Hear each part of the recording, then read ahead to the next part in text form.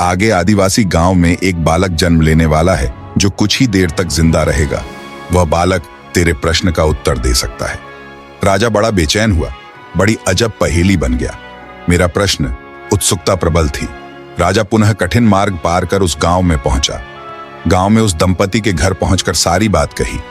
राजा को देखते ही बालक हंसते हुए बोलने लगा, राजन, मेरे पास भी समय नहीं है, किंतु अपना उत्तर सुन लो।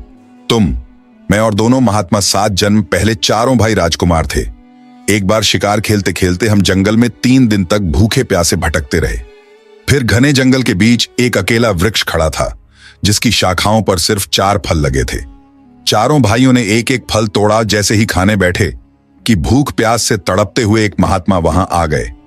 मिट्टी में से कीड़े मकोड़े निकालकर खाने वाले भैया से उन्होंने कहा, बेटा, मैं 10 दिन से भूखा हूं, अपने फल में से मुझे भी कुछ दे दो, मुझ पर दया करो, जिससे मेरा भी जीवन बच जाए। इतना सुनते ही भैया गुस्से से भड़क उठे और बोले, तुम्हें दे दूंगा तो मैं क्या खाऊंगा?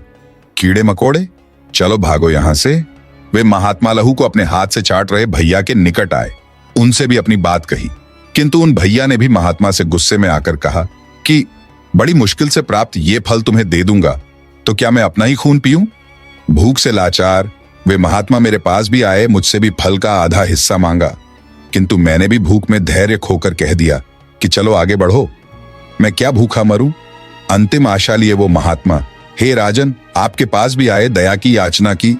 दया करते हुए खुशी से आपने अपने फल का आधा हिस्सा आदर सहित उन महात्मा को दे दिया। फल का आधा हिस्सा पाकर महात्मा बड़े खुश हुए और बोले, तुम्हारा भविष्य तुम्हारे कर्म और व्यवहार से फलेगा। बालक ने कहा, इस प्रकार उस घटना के आधार पर हम अपना अपना भोग भोग रहे हैं और वो बालक मर गया।